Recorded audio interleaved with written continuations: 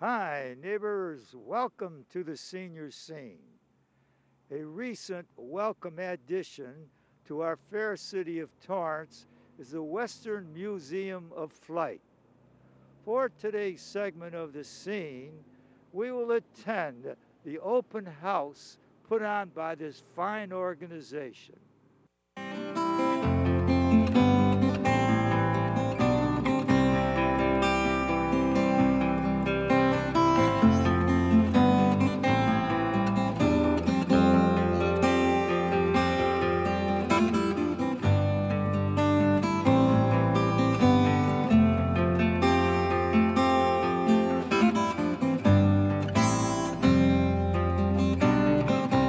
Torrance Municipal Airport's Zamperini Field was the site of the Western Museum of Flight's open house, marking the relocation of the Aviation Museum from the city of Hawthorne to Torrance.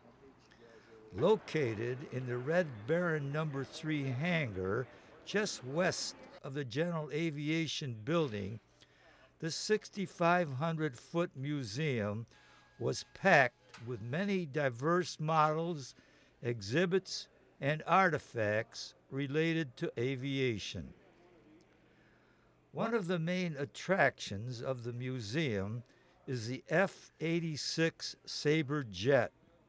This darling of the United States Air Force in the late 40s and early 50s had a speed of 685 miles per hour with a range of 1,200 miles.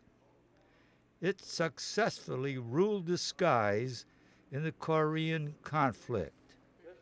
Here we observe Torrance City Councilman Paul Nowatka, an avid aviation buff and museum member, manning the table, soliciting for new members. And I'm here at this beautiful Torrance Sunday. We're looking here at the first reception and open house for the Western Museum of Flight. I have the honor of working here today to help them out. We're very proud the Western Museum of Flight has moved here on a temporary basis from Hawthorne. It's my sincere hope that somehow or another we get to make this permanent. My love of airplanes go back to when I was a child. I was born in Buffalo, New York. My dad worked for Curtiss Wright Aircraft, who built the P-40s and the C-46s. When we came out here, I just kept my love for the P-40 and was part of the Curtiss Wright Historical Association here at the Torrance Airport. That association was rebuilding a P-40 Tomahawk that survived the attack on Pearl Harbor. That project eventually moved away, and I'm so proud that we have historical aircraft here in Torrance. I certainly hope that we'll be able to make this the permanent home, so it will be known as the Western Museum of Flight at Torrance. And the city this time is behind this museum, and I just hope it keeps expanding and have the people come down and see what this museum is all about, the artifacts that are here, the history that is here. It's absolutely phenomenal, and we're having a bunch of airplanes come in today that is going to knock your socks off. P-51, as soon as the weather clears a little bit more, they'll be coming in from Chino and a few other places.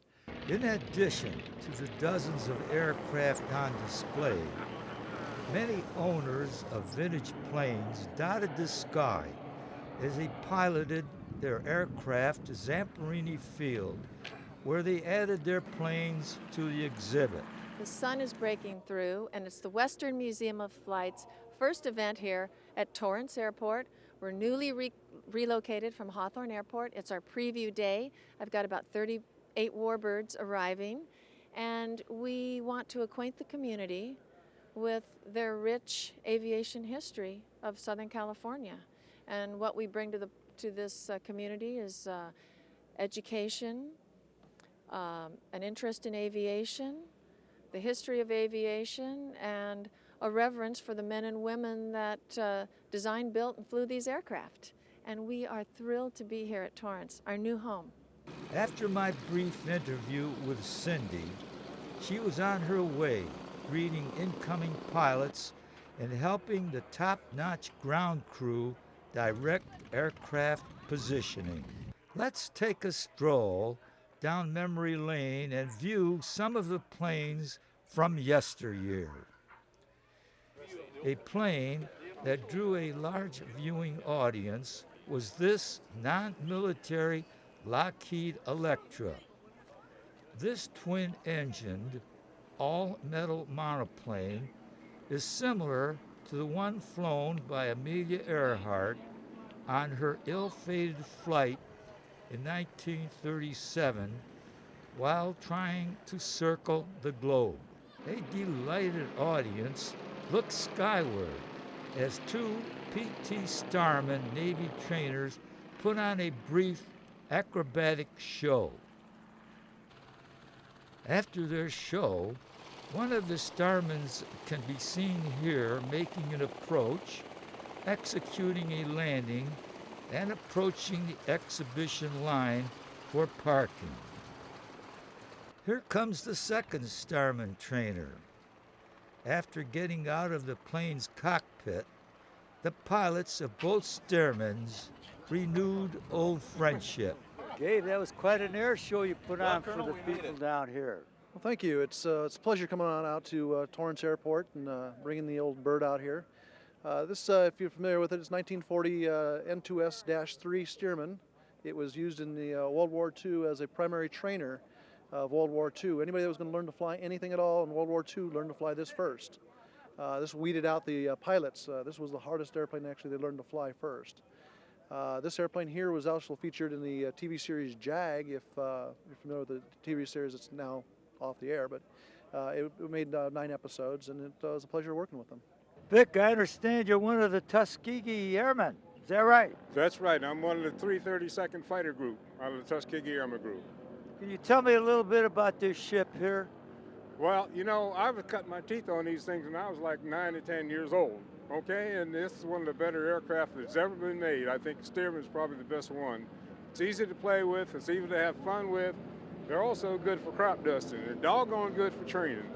While both Starmans were being eyed by a curious audience, a SNJ naval trainer was led to its position on the flight exhibition line.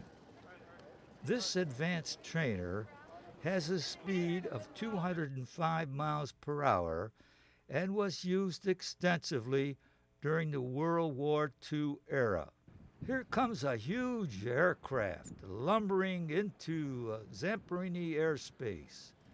It looks like the NZAN-2, a Russian-designed plane. This giant single-engined biplane was used by the communist countries and is identified by its red star on its tail. The airplane behind me is an Antonov AN-2 designed in Russia in 1946 primarily for agriculture purposes, crop dusting, moving livestock around. But it became such a good airplane that it was used by all of the communist nations as a workhorse. This specific airplane was built in Poland in 1984 and was used as a paratrooper training aircraft. The airplane started production in 1947 and they still build them today in China. So it is the largest single-engine biplane ever designed and built in history and has the longest production run of any airplane in history.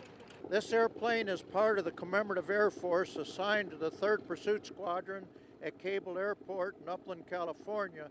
As the 3rd Pursuit Squadron were patterned after the original 3rd Pursuit Squadron of the Flying Tigers, the Hells Angels. Speaking about aircraft used by the communists, this CJ-6A primary trainer was the Nanchang and was used by the Chinese.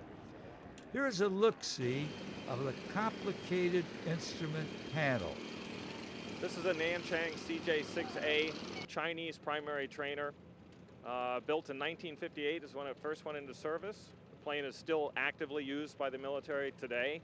So that's next year will be its 50th year of training pilots, making it probably the most significant trainer ever built because it's trained for 50 years. No other airplane has ever been in service that long.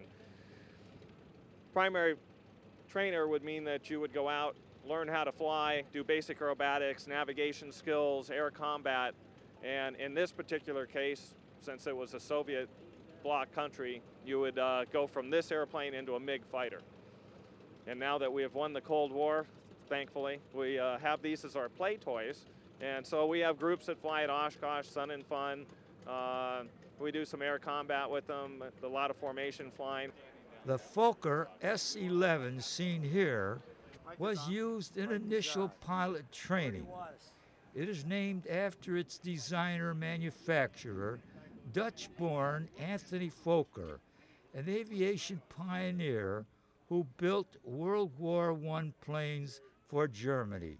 During World War II, the Germans occupied the Fokker factory. When they left Holland, they took the Fokker factory with them, and it took the Dutch until 1950 to get the factory back up and running, and this is the first aircraft they built, designed and built. This particular aircraft was number 11 off the line. It was a primary trainer for the Dutch Air Force and Navy, the Italian Air Force, the Israeli Air Force, and they were also built under license in Brazil for the Brazilian Air Force, and the Brazilians furnished a couple to Uruguay and Paraguay. This airplane is, right now, it's the only one flying in the U.S., and just come out of a 6-year restoration. I've been flying the airplane for approximately 10 years. This North American-built T-28 was used during the Vietnam era. It has a speed of 250 miles per hour, with a range of 400 miles. I was a captain for Western Airlines and Delta, and formerly a fighter pilot in the Air National Guard, and also worked at Lockheed as a test pilot on a 104.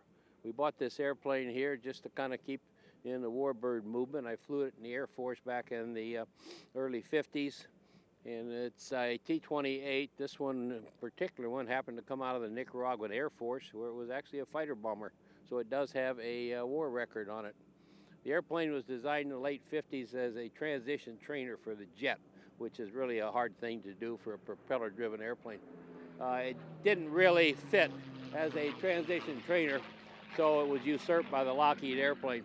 These airplanes were surplus for as low as $500, and they went off to various Central American countries as fighter bombers. And then they came back, were re-engined, strengthened, and then they were used in Vietnam as fighter bombers there, carrying one massive load, let me tell you. They did a magnificent job in Vietnam, and they're quite highly thought of. This one here happens to be the first version, the Air Force version with the 800-horse engine. The later ones used in Vietnam went up to as high as 1,435 horsepower. A plane that appeared to be a crowd favorite was the glamour plane of World War II, the P-51 Mustang. This airplane was actually built in 1944 at what was Mines Fields, and it's now LAX. And this is the fighter really that made it possible for the bombers to make it all the way to the targets in Berlin nonstop, because they had the range to do it. The previous fighters would get to the target, but then by the time they got there, they were out of gas. So when this came along, because it has a two-stage blower, it was able to go to real high altitude, like 40,000 feet, and have the long range.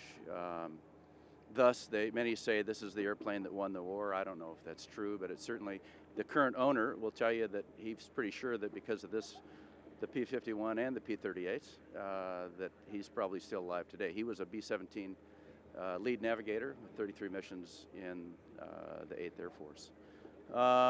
6 50 caliber machine guns. Red line on it is about 505 miles an hour. You never go that fast, of course, but it was a 400-mile-an-hour airplane in its day. Fabulous airplane. And I think they were designed as a 100-hour throwaway airplane, and here we are 60 some odd years later, and it's a magnificent machine indeed. Another crowd favorite was the A-1 Skyraider. This Douglas-built plane was used in the Korean conflict and Vietnam War as a medium attack aircraft. It could fly at 322 miles per hour with a range of over 1,300 miles. This is quite an airplane. This is an airplane that will carry more of a load than a B-17. This is an airplane that can go on a 12-hour mission, and it can carry so much armament and stay on station.